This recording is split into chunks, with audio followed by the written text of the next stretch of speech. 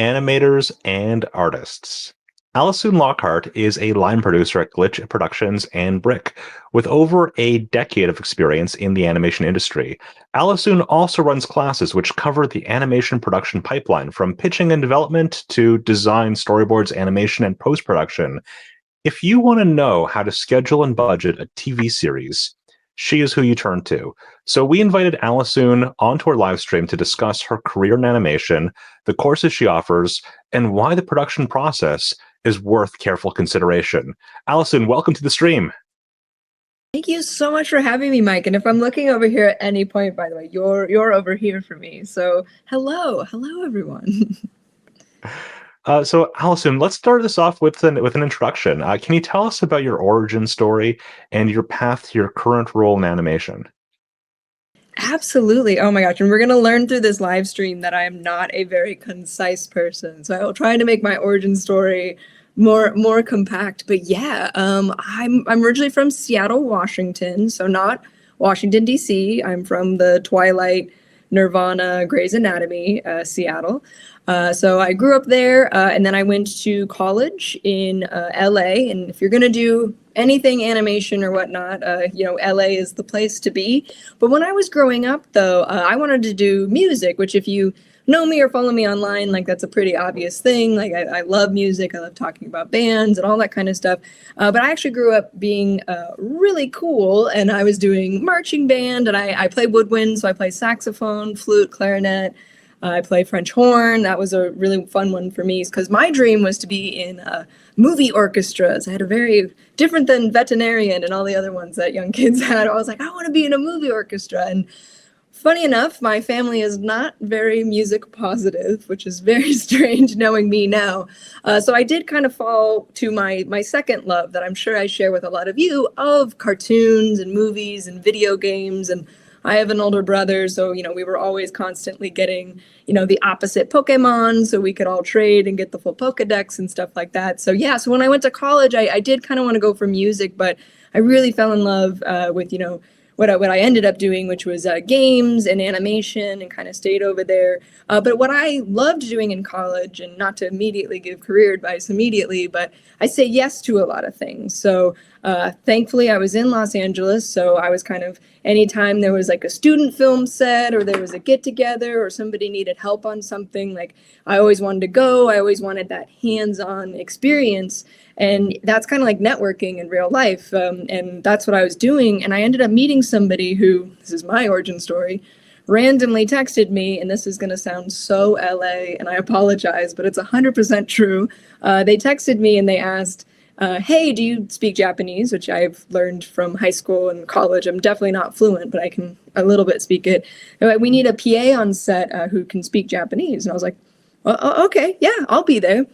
So I ended up driving to what I think is another student film, another small set. It ended up being Interstellar, which was bonkers crazy. So Oh, wow. I ended up asking my teachers when I found that out. I went back to my first class the next day, and I was like, I have to take the next 2 weeks off. It's very important. I'll do all the work outside of it. And they were super, super cool, which was great. So I did a couple weeks there. And just once again, just emphasize the power of networking in this crazy LA story. I met somebody on set while we're all eating, food at the crafty table. And I was really young. I was, in college, 18. And they were like, so what do you want to do in the industry? Striking up conversation with me. And at that time, I really wanted to get into stop motion. I grew up loving Robot Chicken. Once again, I have an older brother. So I always, there's the Christmas specials every year, the Rankin and Bass stuff. So I loved stop motion. So I just say that to him. I was like, it'd be really cool, one day to work in stop motion. And he was just like, oh, well, I just came from working at Shadow Machine. I can give them your email if you want. And of course, Looney Tunes style, my jaw hits the floor. But I give it to him and I think nothing. I'm like, cool, I will never hear from this person again.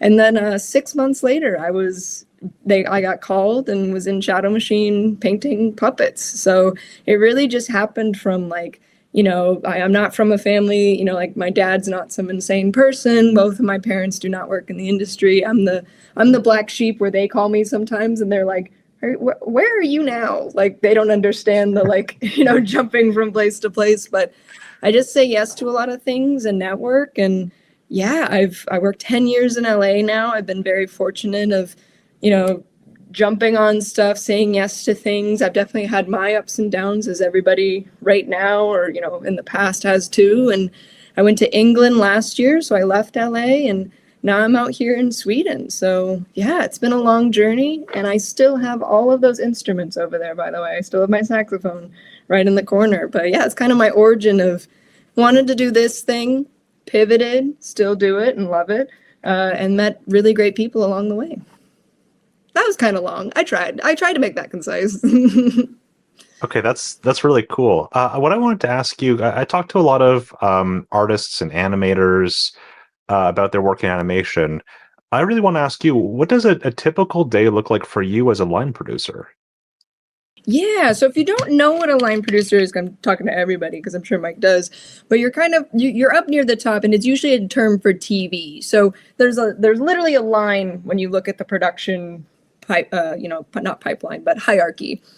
So there's the above the line people, which are like the creator of the show, your executive producers, people who have put in money, studio heads, somebody, the showrunner, director sometimes. So people are above the line. And then below the line, you start to have the line producer, the associate producer. I'm going down now.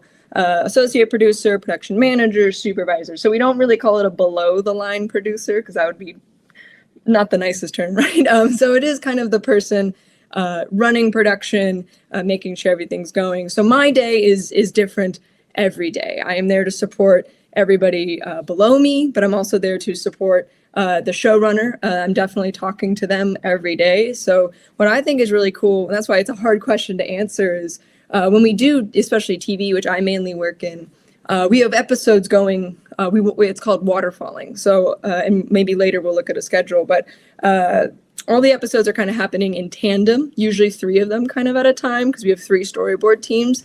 So there might be a day, what I'm getting at is, there might be a day where I'm ushering people to go to a voice record, and, we got to do circle takes for our main character. And then later in the morning, we have a storyboard launch, because we're starting episode 2. And then later in the day, I have to call our partner animation studio, because maybe we work with a studio in Ireland or Canada or something like that. After lunch, I might have to go to, an art review for, character approvals and stuff like this. So I don't give creative as a line producer, and production people normally don't, but I'm here to facilitate, help creative, and definitely problem solve and look ahead. So most of my career previous to this, like definitely back in LA, was in post-production. So I'm very used to every day walking in and there's a new thing going on, hopefully not a problem, but sometimes yes, and problem solving it. So I kind of like that my day is different every day, but being around the same production people and whatnot. So yeah, it depends on where we are. Yeah, so Allissoon, you teach courses about animation production, and I wanted to ask you, like, on a broad level, how is learning about animation production different from learning how to animate? And why is that a skill that maybe people working in the industry might want to know about? Yeah, absolutely. And I really like this question because they're different, but they're definitely similar. I think the difference is, we were kind of talking before and getting to know each other. Like it's, when you're an artist, and I'm not, to be very, very clear, I've always been in the production field. You might be drawing, you're 8 hours a day, you're pumping hard at a really cool TV show, a really cool movie, and you can go home and draw on your own OCs or your own comic or your own cartoon show pitch. Production people usually aren't going home and like, oh boy, I'm gonna work on my spreadsheet that I'm really excited about. That's not usually what we do. So a lot of the training, yes, you can learn programs, and the big one that we use a lot in some of the bigger studios is ShotGrid. So it's kind of this huge library asset making. It does so many things, we can't go into it right now. So there are programs, to be very clear, but a lot of it is situational. And I think some people call those quote unquote soft skills. I don't really like that term. They're just skills. They're just different types of skills. And they really are kind of, as I mentioned, I'm such a, from my origin story and whatnot, I'm such a big, hands-on learning from, things that you've done well, things that you've not done well. And those are the kind of things that in production are the hardest things to learn, is situational stuff. You know, the stressful thing that we had to get through, this milestone that we missed. How did the person above me handle that? You know, how did we all rally around the problem and stuff like that? So it is, you know, knowing the technical skills. You know, there's a lot of production documents that we learn, and I do teach about them in my class. There's things that design coordinators do that are different than what storyboard coordinators do, that are different than what post-production people do. But it definitely is learning those problem solving and communication stuff that is probably different than just putting in hours to anatomy or putting into hours of, you know, these animation skills. They're just different. Yeah, I think that's a good point. I mean, because when you're working on animated productions, a lot of people wind up specializing in a specific trade. You know, you'll become a character animator or an effects animator. You'll be doing cleanup, but it's also a team sport. You know, you need to know what's happening next in the production pipeline. You need to know how to hand things off, how to get feedback, how to take feedback. And those are some things that sometimes they do teach you a little bit of in animation school, but you don't always get the full picture of how to run a studio production. Absolutely. And I'm glad you mentioned that, because that was kind of like a little bit of the origin of why I started the class.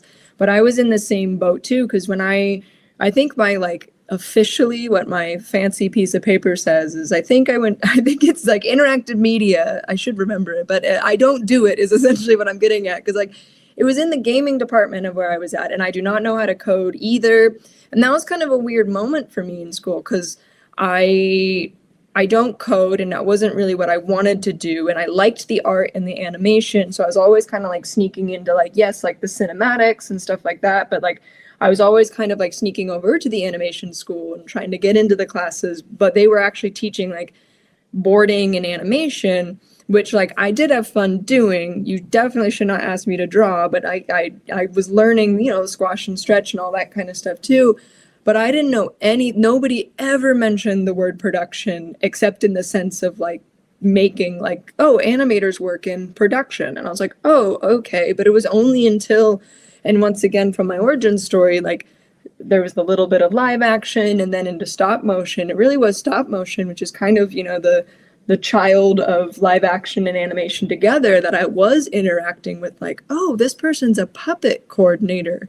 They're not making the puppets, but they're like deciding when the puppet needs to be delivered to that stage, or this, you know, like they're storyboard coordinators in stop motion too. And that's when I was starting to be like, oh, there's people who make, you know, items and facilitate and, you know, coordinate. That's why we use that word for the artist. And I really thought that was really cool, and how I could find my place. Because, you know, you know, when you're in college, the daunting task of like, oh, I've never drawn in my life.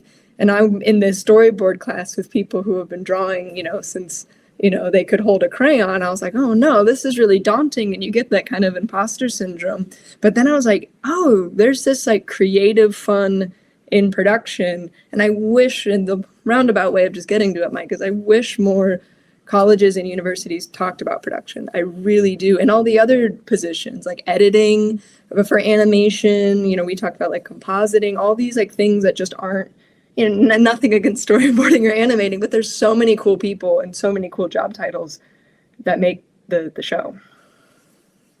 Yeah, I think maybe one of the best ways of like thinking about what the benefits of thinking carefully about the production are thinking about how it can go wrong. So like what kinds of problems can productions run into without the kind of careful planning and coordination?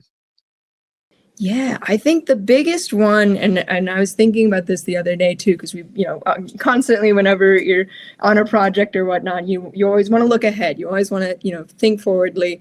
And the thing that in my past that is kind of like, you know, bitten us and you know, made things a little bit veer off, because the main things that, you know, production, and I'm not, you know, trying to boil it down into two things, but it becomes, you know, that triangle of quality, time, and money. And time and money are what we're looking at. You know, we don't want to get off budget and we don't want to get off schedule. And if we get off schedule, it inevitably affects the budget because we have to have people for longer. That's just, you know, a very, very simple with exceptions way of looking at it.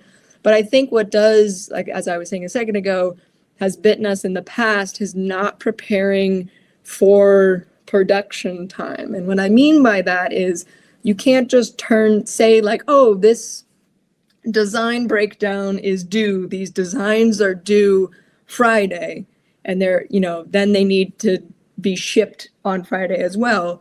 Shipped as in like sent to maybe an overseas studio, which we do in LA a lot. No, somebody in between, there's multiple people in between the artist turning it in and it being in, you know, Ireland's hands. So many people need to touch that. So a lot of the times I've seen shows that just think one person hands it to the next person and then it's done. But really it's like a day for, you know, the production person to fill out, you know, a lead sheet and write down all the design names. You know, we have animation timers and animation checkers. So those are people making exposure sheets. Those are people checking those exposure sheets against the storyboards. So it's not like properly planning for, it might seem like minimal time or time that, oh, well, it's not drawing time, or, oh, it's not actual like concrete editing time. But, you know, like whenever I write my schedules, I always break out the time that the coordinator needs to do this, the time that the editor needs to render stuff. Oh my gosh, rendering times always sneak up on people too. So it's like the more detailed you can be with the planning, it is always so much better to have people not have enough to do than have people have way too much to do. And we slip days because slipping days costs us money. And we want to save that money for making the show a little bit better at the end. That's always the joy. I think what's also really interesting too is that like that those steps, the things that you're waiting for in production time, can be very different from like production to production, depending on all kinds of different things. Like if you're working with a studio, it still deals with like drawing on paper and pencil. Suddenly there are manila envelopes that have to move around. Yep. Yeah, and I remember at Crunchyroll. Oh, sorry. Continue. If you want to continue, you can continue. Oh yeah. I mean, I was just going to join on the physical thing too, because everything's so digital. And of course, right now we're talking to Toon Boom, which is like all those fun programs. But like when you're talking about exposure sheets, which Harmony does use, and I've used them for retakes in the past at Bento Box, but at Crunchyroll, it was very, very hands-on. We had big like the classic exposure sheets. They're bigger than a normal printer piece of paper. They're very big and have all the, you know, like frame counts on them.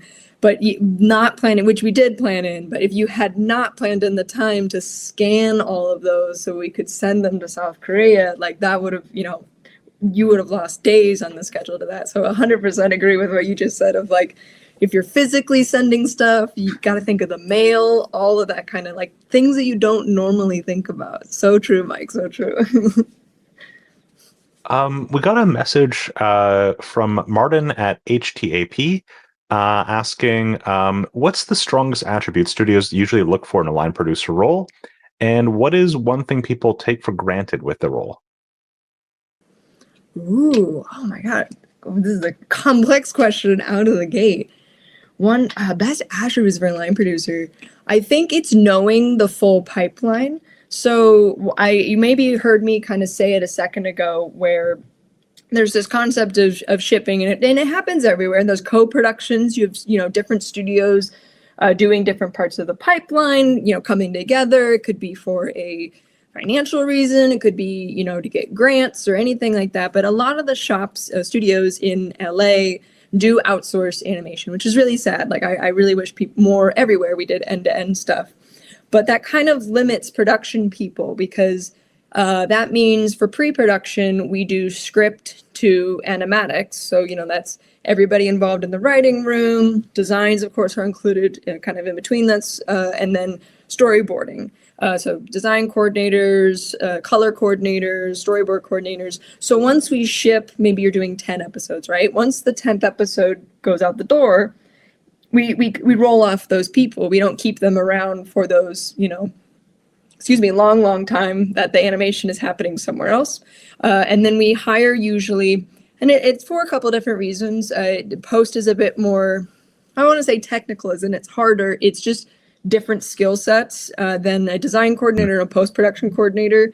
Absolutely, you can do both, but they are usually a bit different, and we look for people who've kind of worked in those fields. So once you get higher up is what I'm getting to, having a line producer who knows what happens from script to delivery on broadcast or delivery on streamer is really, really important, because sometimes you get stuck in pre and sometimes you get stuck in post. So that's my behoovance to everybody, that you should look at every part of the pipeline. You know, if you can swing over to post-production, it's super, super fun. If you're in post-production and you really want to, you know, do some storyboard coordinating or design coordinating, like break down those walls that are weirdly kind of there, because that's how you really, really asked me about things that, you know, kind of, you know, run into problems and things that sway the schedule. And Allissoon, your audio is glitching again. Would you be able to refresh, and we'll continue the conversation? For sure. And that, you know, we're all refresh. Unfortunately, no.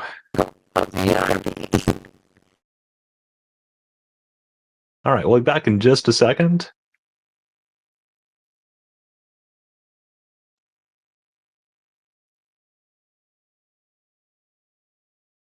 Am I back? Hello. Hey, Allissoon, welcome back. Hello. Sorry about that for the audience. We have a bit of a distance involved, but we're back online. So we were currently talking about attributes that studios look for in a line producer role, and you were talking about the difference between producing for post-production and producing for pre-production.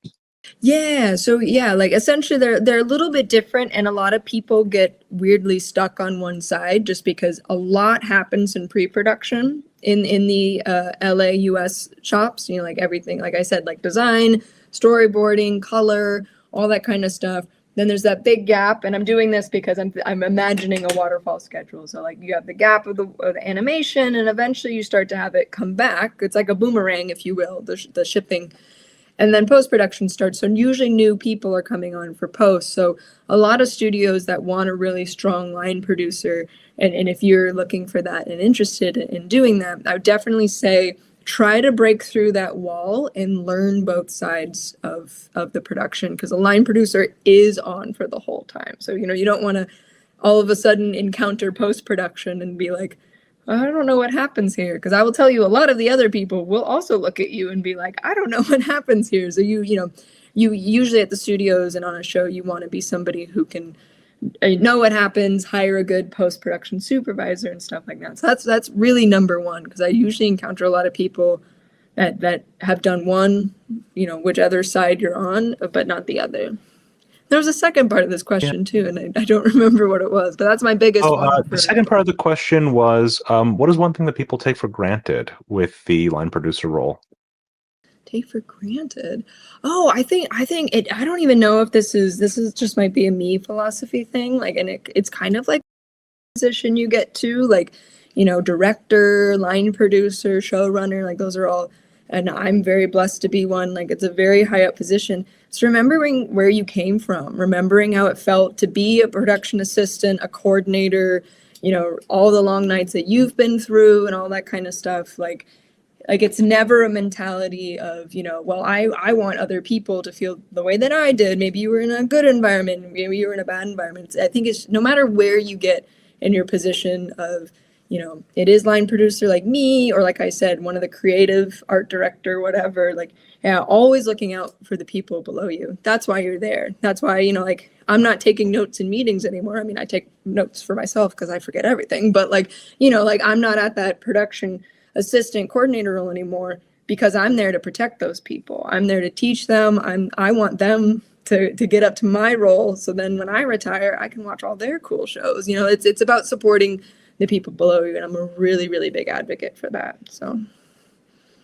yeah, I think it's really important to give people opportunities to grow and learn and take on other roles in productions, because you never know who you're going to be relying on in the next production. oh my God, that too. Yeah. And always, you know, like building people up, and like that's like the most fun thing too, is like once you get higher up, you learn to delegate, and you are making that team and stuff like that. Like what I loved when I was a coordinator was being trusted with stuff, like being like, hey, this is your thing, own it. Like, I know you got it. Like, I've had so many line producers that to this day I still talk to, and like I look up to them so much because and you said it perfectly, Mike, they've given me that opportunity. But then nobody else, no one's like standing over my shoulder. I get to come into the, the catch-up meeting, or the, like when we're all debriefing about what's going on, and be like, Allissoon, how's it going with that thing, whatever it was. And then you get to answer. That feels so good. And like, I always want other people to have that, where it's like, yeah, like you're in charge of that. Own it. I think for a lot of artists, the sort of nuts and bolts of production can be a little bit mysterious, and it's sort of something that like maybe happens to you, but you don't know why. What are some of the biggest misconceptions that you've encountered about animation production, and how should artists think about that process? Yeah, I think other than the one that's like, when you talk to someone that's not an artist, like my mother or someone, like usually they think that you draw, and like, no. So other than that misconception that I, to this day, have to tell people I don't do, I think there's a weird misconception that production is easy. And I can get why, I guess, just because once again, like it's not using a specific program, like, I wouldn't know what to do in Maya or stuff like that. But I always like to phrase it where production is not easy. And it's something that everybody can do, because I always like to keep production inclusive. It is something that you can do. You can learn how to do production just as you can learn how to storyboard and you can animate. But that doesn't mean to say that it's something that right now you sit down and boom, you could do a production manager's job. And I think that's the misconception. It's just like, oh, well, you just make lists, or, oh, you just organize things, or, oh, you file structure. Like I do that for my own projects or stuff like that. And it's like, no, we do a lot. And what we're here to do is to go into the next misconception, is that I always hear that production is against creative. So in some places, and I'm always fighting against it, it's very production against artists and artists against production. And I really don't like that mentality, because we're both masters of our own craft. Like, yes, there's these skills of, like I mentioned earlier, soft skills, don't like that term, but like communication and problem solving and whatnot. But there are technical things that we learn how to do. We learn how to make retake sheets. We learn how to make, design breakdowns, lead sheets, animation shot lists, all that kind of stuff to aid you guys, or you as in the artists and stuff like that. It's because we all can't do everything at once, or no drawing would get done, no production would get done. So it's a very like, there's always this like, oh, well, production doesn't want the show to look good. Production does, all they're thinking about is time and all that kind of stuff. No, we are all a part of you even said it earlier, Mike, and I love it. It's a team sport. And that's what production is too. And I think that gets somehow forgotten, but we're all there to do it, just because some of us aren't pens on paper. Your editors, your people in HR, your directors, the PAs, everybody is there and a part of the show. We all make the show, not just the people drawing the characters. Yeah. So I've asked a couple questions that are sort of from an artist's perspective. I'm going to ask you a question from Toon Boom's perspective. When do productions decide what software they'll use on a project, and what kinds of considerations go into those sorts of discussions? It's very early on, because we definitely, when we're hiring, and I'm sure, you and everybody else who's looked at a job ad before and whatnot for shows at various places, it'll say we're looking for someone proficient in this. Very much so now with my time, because I mentioned earlier, sometimes in the States, depending where you are, we don't do a lot of animation in-house, but I am now in Sweden, which is why Mike maybe has me refresh my microphone, is because we're so far away.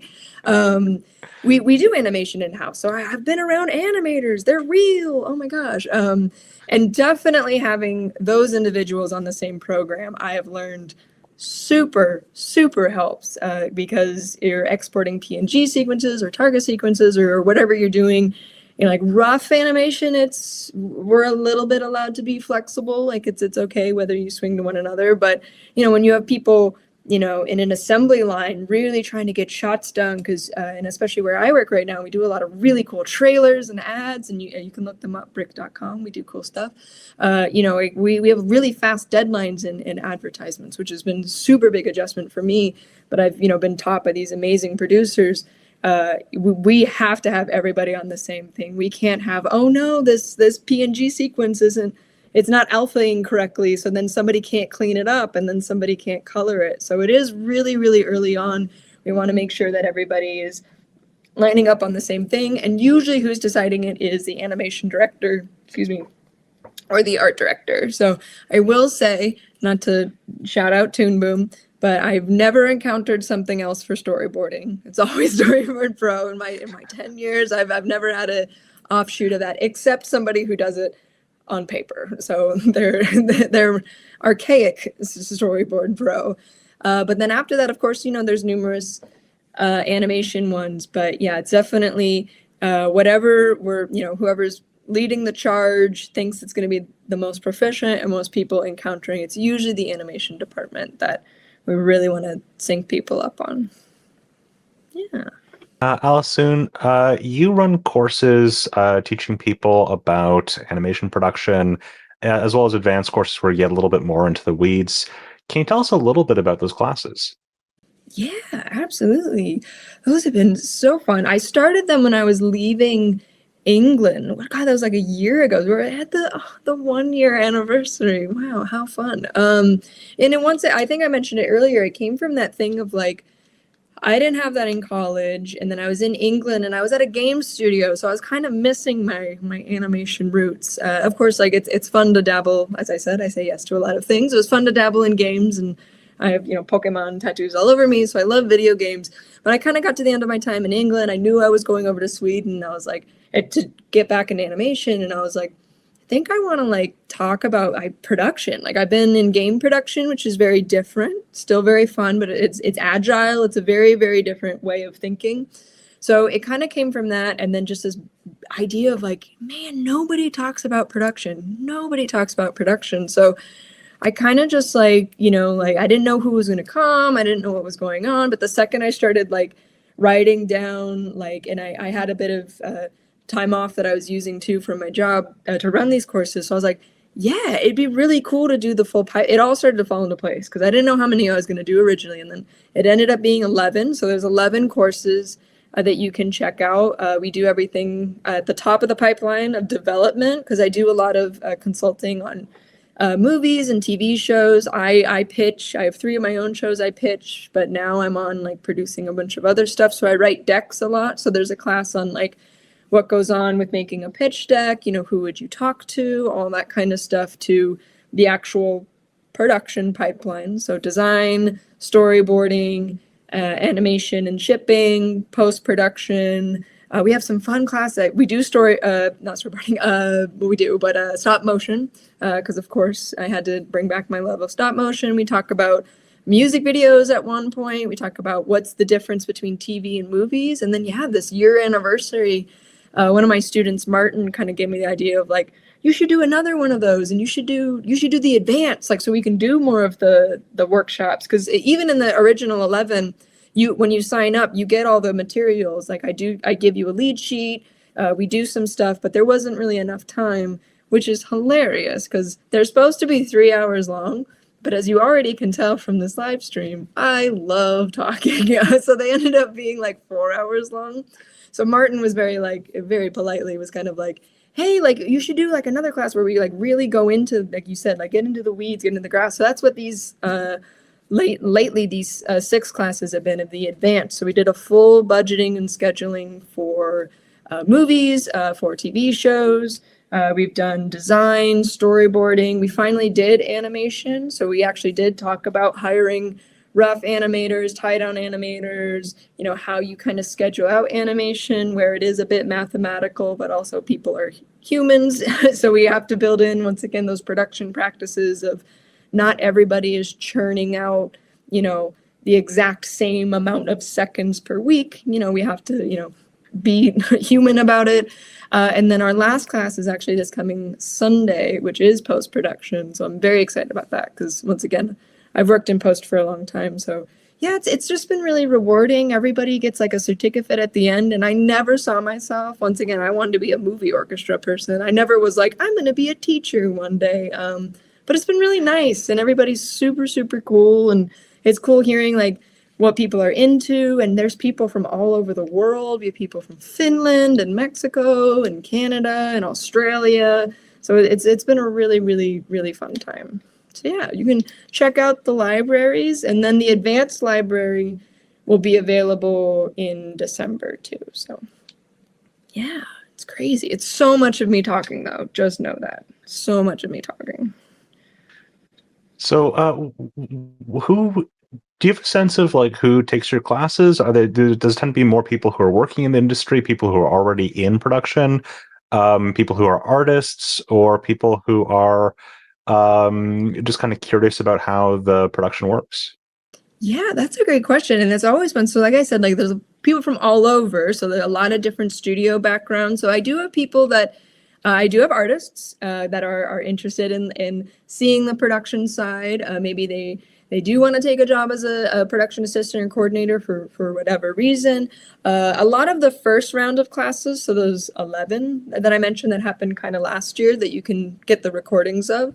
Yeah, it's people who are interested in animation fans, people who are maybe on indie projects, so they've never been at the studio system or kind of vice versa. But yeah, the first classes was a little bit more of a spread of different people. But now these advanced ones, it's really cool seeing either people come back. I definitely have some repeat people, which is very, very fun. And I know how to say their names properly, so that's great. But it is a lot more people that are in the coordinator role or a little bit higher. So that's kind of cool because it's people that are asking a little bit more difficult question, which is, I guess, why I called it advanced class. So that's been the new thing about these last ones. But yeah, it's kind of been a full gambit of things. And I always do Q&As at the end, so no one needs to feel like, oh, well, I've never worked on a show, like I'm not going to know what Allissoon's talking about or anything like that. Like I think any person who's taken one or any of the classes can attest that I over-explain things probably, and that, any question I'll stay back and answer. And it's pretty easy to follow, and it's beneficial too if you are coming from the artist side, on the Toon Boon side and all that kind of stuff. Like definitely helpful to know what production people are doing for you, and not that you can have them do their job and help you, but if you like, hey, can I actually get this thing, like you'll be kind of knowledgeable of like what you should have and stuff like that from a good production crew. So it's good to lift the curtain. We got a question in the chat from Lyndon. Lyndon is asking if you can suggest any festivals, networking events, or other sort of communities for producers. Ooh, for specifically producers. Where do you go to network? Yeah, that's a great question. I mean, there's obviously like we're in a very digital age. There are a lot of like online groups and Discords and stuff like that. I'm even trying to like keep up on. The one, and I know this is a bit of a luxury, so I'm sorry if I'm mentioning something that's super, super, super far away from you. The one that I've had the best networking and just meeting all sorts of people, all sorts of studios is Annecy. It is the one that's in France every year. Obviously, I understand that that's way closer if you live in Europe rather than Los Angeles. Just go to France. Yeah, just go to France and you'll get a job. No, but there's like Lightbox in LA has always been super, super fun. Some film festivals are great. Like I'm going to shout them out, but I just did a talk at the Thessaloniki, which is in Greece, animation festival. So there are animation festivals everywhere. And different people are coming in. Of course, there's local people and stuff like that. So, if you can go in person and you feel comfortable, you feel safe, like all that kind of stuff. Like I'm a very face-to-face kind of a person, so that's really fun. But definitely, organizations, groups, word of mouth from people. Women in animation is also amazing for networking. But producing wise, if you're actually talking about like trying to raise funds, financing, Honesty is kind of the big one.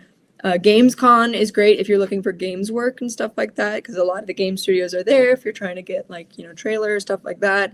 And then MIPCOM, MIPCOM, which I think is also in France. I don't know why they're all in France. Is really big There's also like co-production. cartoon studio and cartoon movie and cartoon form, I believe. Yeah, and there's a couple in England too. But yeah, MIPCOM is a big like co-production, like trying to get financing one. But yeah, there's Cartoon Forum, and there's one in England, and I feel so bad for not. It's a kids one. Is it Kids Screen? Something like that. There's a big one in the UK. It is. Oh, is it? I believe so. Yeah. And for East Coast United States and East Coast Canada, I can really recommend the Ottawa International Animation Festival. Has the animation conference attached to it, nice. which I think is really good on the production side too. Yeah, absolutely. And that's the thing too, and I'm not gonna know for every region and one. I wish I did. I wish I was just like, I'd be like a band. I'd be just like traveling from festival to festival. But yeah, like going to that one in Greece was super, super fun. I know there's a ton in Ireland as well. So like look around at, you know, where you are yourself and see if there is a festival. Because yeah, while it might be fun films and of course that could get you inspired and all that kind of stuff, there's also going to be people there that either are interested in the same thing, working in the same thing as you, maybe you have that moment of having lunch with somebody and then saying like, I want to work in 3D animation and I want to make the next Arcane. And then the person next to you is like, that's cool. I worked on that and I want to do that too. Like, you know, random examples, but like that's networking at its finest, is just being loud and proud about what you want to do and new places with new people. From your point of view, what are the most like interesting or challenging aspects of being a line producer? Oh God. The challenging part is you are up at the top, which it's not an ego thing, but it's like you're the person that everybody comes to for questions, which is, you know, great. And you know, you should be up there with your experience, you know, like, you know, I would be able to tell you the things that definitely have not worked from either, you know, things I've tried or things that I've experienced from studios I've been at. I can tell you the things that did work and, you know, have been incorporated into how I do production and production pipelines and stuff like that. But, you know, it's difficult because you feel like you can't ask questions. And no matter where you are in your career, this is another one of those, like, whether you're the director, you're the showrunner, you're the, you know, lead voice actor, whoever you are, like, you can always ask questions. We are always learning in our careers all the way until you're 90 or 100, or maybe you live to be 200. That's kind of the challenge, is that feeling of like you're alone, that you're the only person who should, you know, like you're up there on your mountain and you can't ask questions. It's a team. Like I think the biggest thing, like I said earlier, about being a line producer is, you know, yes, keeping the show on track, delivering it, you know, that's your job, but, you know, to protect and help the people around you. But it is still a team. You're going to learn from people at you know, you're going to learn from a production assistant, you're going to learn from coordinators, you're going to learn from people in general. So I think that's the hardest thing. I think sometimes it's hard because the days are so different that you're getting pulled from thing to thing. So it's definitely nice to like have your grounded. Some people like their mornings, some people like their evenings. I definitely like to have the morning to settle myself up. I also like to, on Mondays and Fridays, send out, hey, this is what we're doing this week, this is where we're looking ahead, all that kind of stuff. And then on Fridays, I also like to definitely celebrate what we've accomplished. You know, this cool thing got solved, we finished a whole sequence of storyboarding, we locked the cut, you know, something like that. You know, celebrate what happened in the week, but then also look ahead at the next week. So yeah, so it's kind of like, you know, those are the hard things, is you're balancing many plates. The line producer is in charge of all the departments, and I'm depending on the people below me. You know, I'm learning from them. I'm their teammate, but, you know, I'm depending on them to give me the accurate information and stuff like that. So it's a very stressful job. You know, I think the line producer should be, you know, the last person to leave. I don't like leaving, you know, coordinators or PAs. I mean, if something's rendering, that's fine. But like, I don't like having people be alone in the office, whether it's digitally or physically. So it is a demanding job. It's stressful, but it's very rewarding when you have a good group of people that can, you know, pick up, you know, anything at the moment's notice to help out each other. So It's difficult, it's long days, but you know, the product we make at the end is everything. And to me, to make sure my showrunner is not focusing on the stuff that I'm handling, like all the stuff that, you know, me and my coordinators and managers are doing, if they can focus, he, she, they can focus on telling the best story and doing all that, that makes the more stressful parts worth it.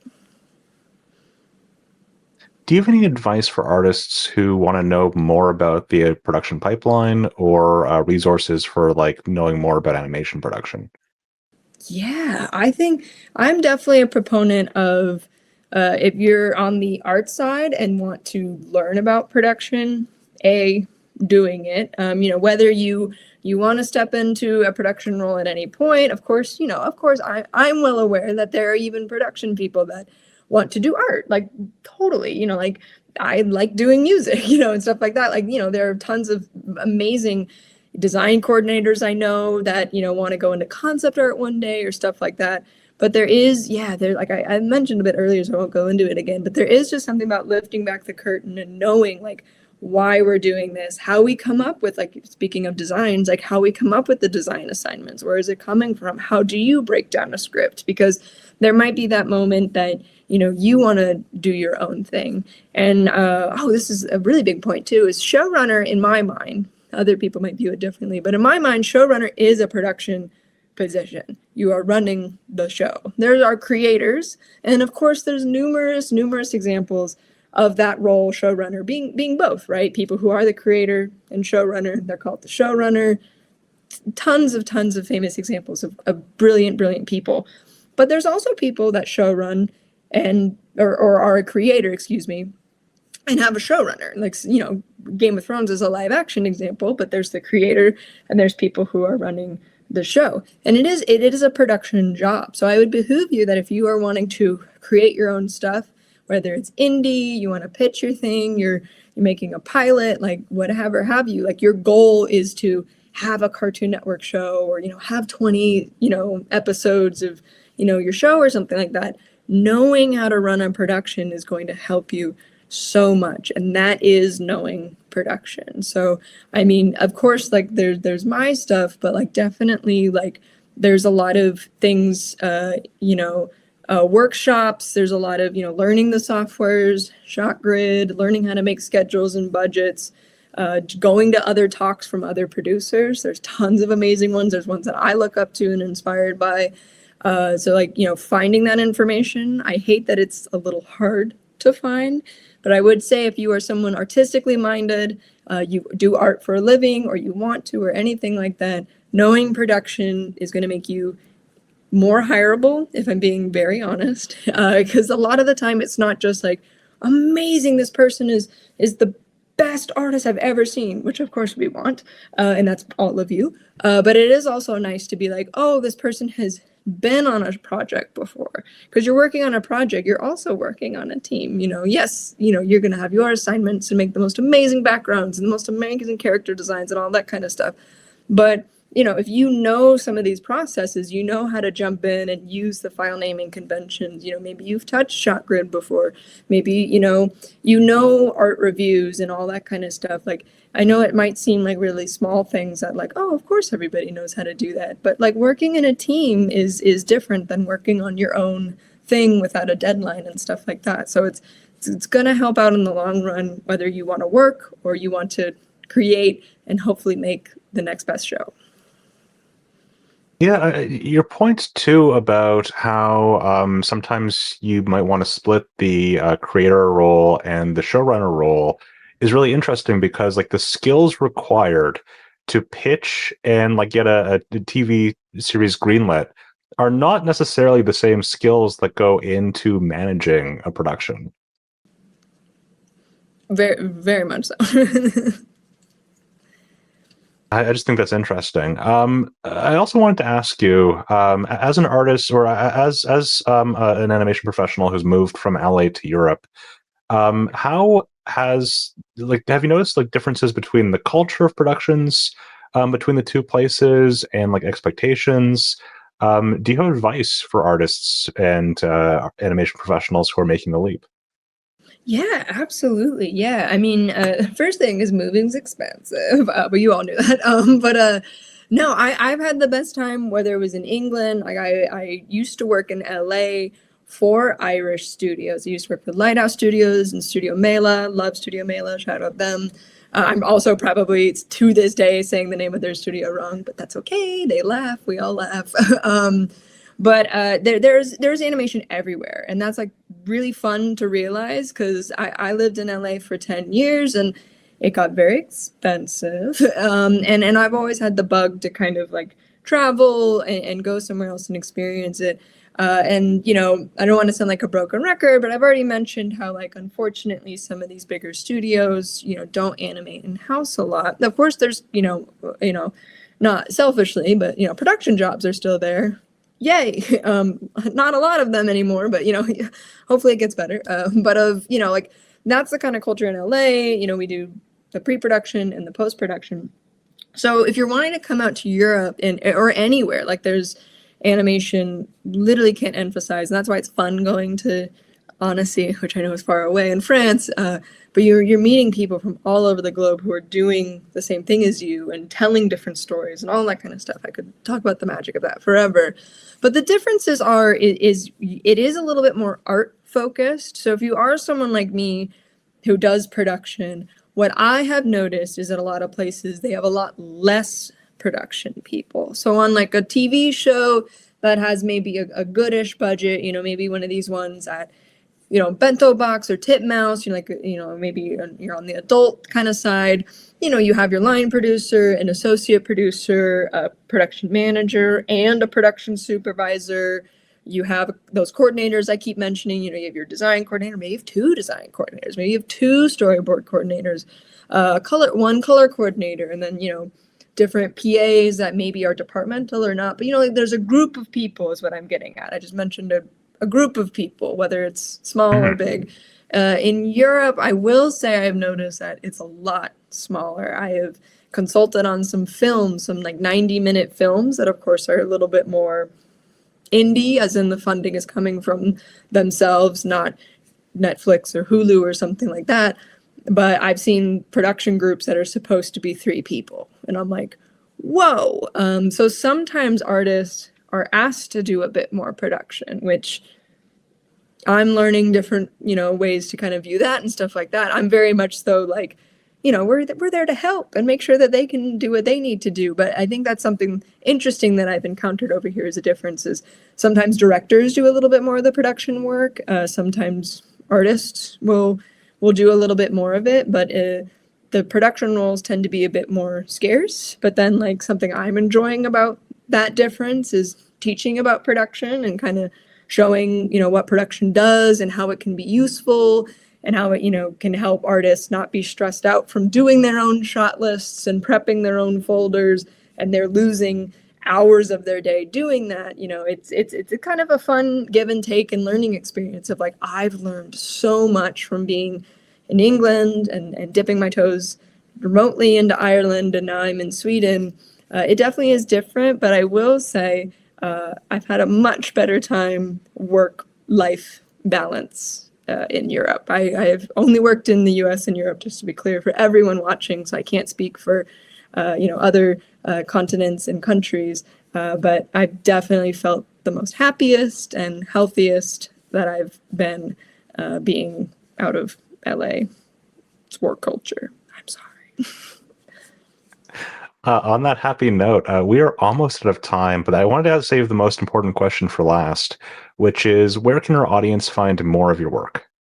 Oh yeah, I have a website which I did frantically update last night because I was like, oh no, when is the last time I've looked at that? So it is just Allissoon, my name, Allissoon, like bassoon, .com. So you can go there. My classes are all there. You can see stuff that I've worked on or I am working on. You know, once again, I work on some of my own stuff, which I like to be creative minded. I have to hire really good artists like you guys, but I like to write stuff. I create my own shows. I work on other people's shows to hopefully get them off the ground too. So that like producing role. Yeah, you can see all the stuff that I do. I don't know. I think that's it. Maybe there's cat photos on there. I don't know. But yeah, all that kind of fun stuff. And yeah, I'm over at BRIKK if you want to check them out. They're in Stockholm, Sweden. They're super cool. If you like Valheim, the game, we do Minecraft trailers. We do Valheim trailers. Lots of really fun stuff.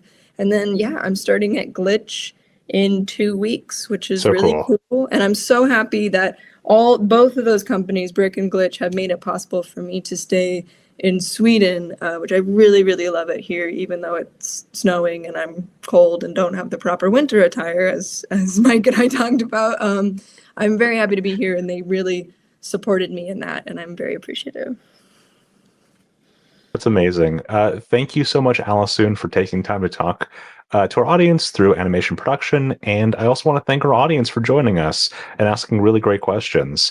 If you are interested in, or if you enjoyed today's discussion, you might also be interested in Toon Boom's instructor-led online classes.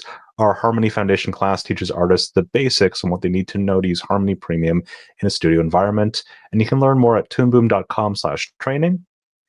Toon Boom has also opened up our beta program for Jump, which is our new platform for 2D character animation and games. Artists can find the detail on our website, toonboom.com, and scroll down to the banner that says Jump Beta Program. You want to click on that. Our live streams will be back in December with more interviews and art streams, so keep an eye on our feeds and be sure to tune in next time.